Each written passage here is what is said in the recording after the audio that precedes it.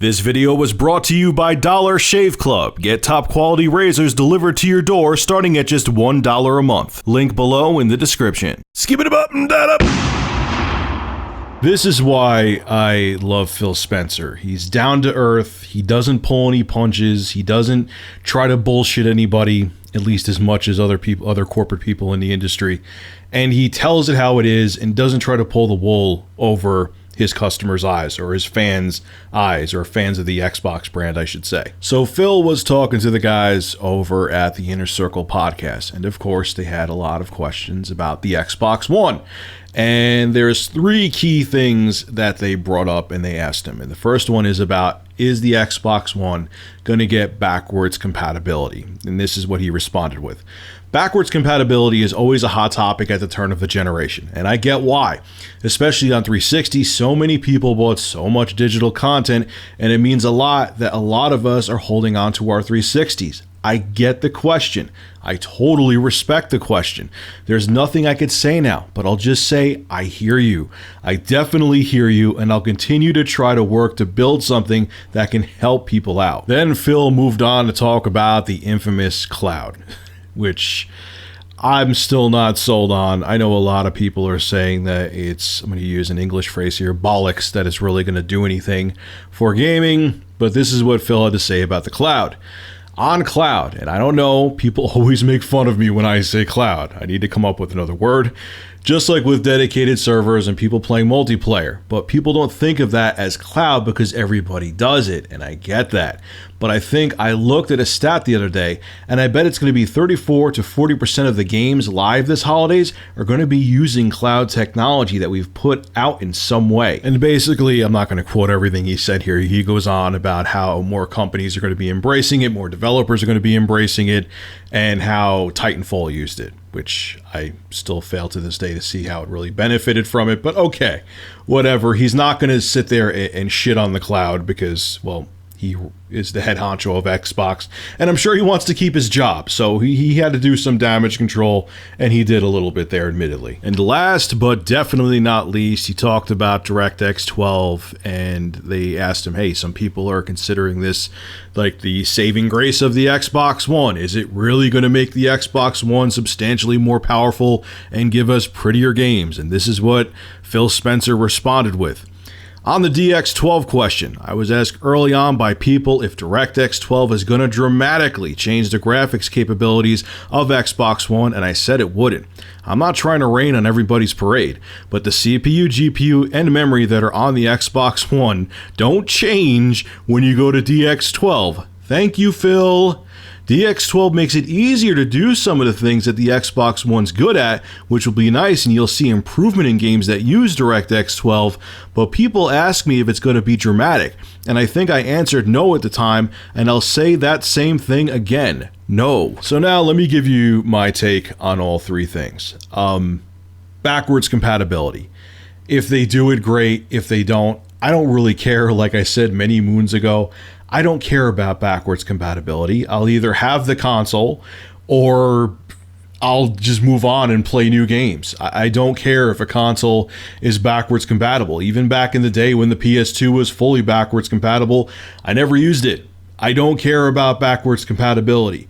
It'll be interesting to see how Microsoft pulls off the backwards compatibility and how compatible it is and how stable it is if they do actually do backwards compatibility with the having Xbox 360 games be able to be played on the Xbox One, because they're totally different architectures, and you know the Xbox 360 is just so different from the Xbox One.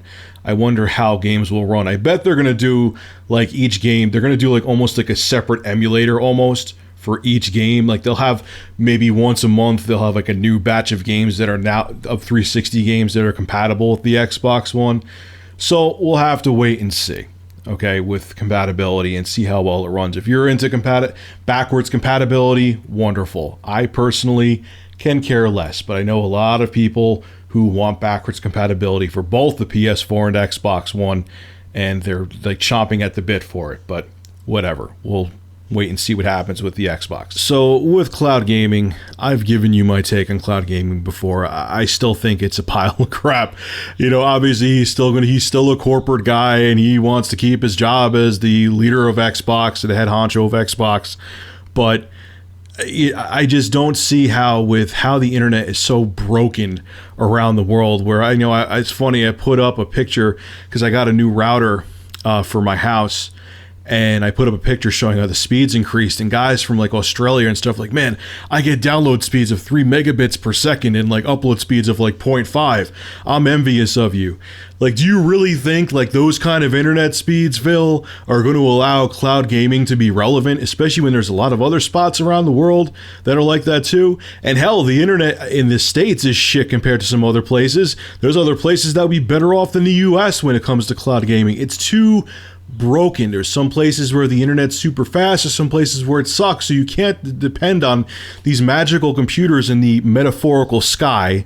I know they're not really in the sky, but you can't depend on these computers to do graphics work or do computing when people just don't have the internet that's capable of having the speeds to let that happen. So whatever. I mean, will cloud computing in the distant future be a thing?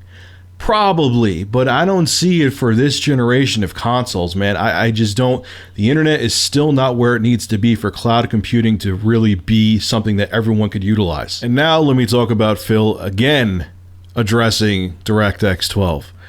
What he said gave me a metaphorical boner. To all the Xbox fanboys out there, you're God, the boss of Xbox. To all the people out there who have been hyping up DirectX 12, making it like it's going to totally change the Xbox One, Phil Spencer, the boss of Xbox One, is saying it's not going to make a difference. Who else do you need to talk to? Are you going to fight with Phil? Are you going to make videos saying Phil is a fraud? No, if anyone, he would be the guy saying, hey, you know what? DirectX 12 is going to totally change the game, man. It's going to make the Xbox One like a totally new console, and he's not doing that. And yet there's people out there that are still defending DirectX 12 and saying, oh, it's going to make the graphics so much better. The Division is coming out, and Ubisoft, the developers for it, saying that DirectX 12 is going to substantially improve the visuals. I trust Phil more than I trust Ubisoft. He runs Xbox. I think he knows what he's talking about. So to everyone out there who thinks that DirectX 12 is going to make the Xbox One like uber powerful and make it wipe its ass with the PlayStation 4, it's not. It's a good thing that it can use DirectX 12 and it's going to streamline things and nominally help the performance. But if you really think that it's going to make mind-blowing and make it like, oh my god, it's like a now like $1,000 gaming PC, it's not going to happen. It's not going to. And if you want to fight with me, why don't you fight with Phil Spencer too? Come on, son. So at the end of the day, I'm going to say, Phil Spencer, thank you for being the one of few people in the industry who seems like a down-to-earth guy. And you have a brain and you tell it like it is. Mostly. I mean, you're still a corporate guy, but you're one of the better ones out there. I'm glad you are the leader of the Xbox division. All right, folks, this is Rich of Review Tech USA. Make sure to rate, comment, favorite, and subscribe. And as always, thank you for supporting my channel. Have a good one.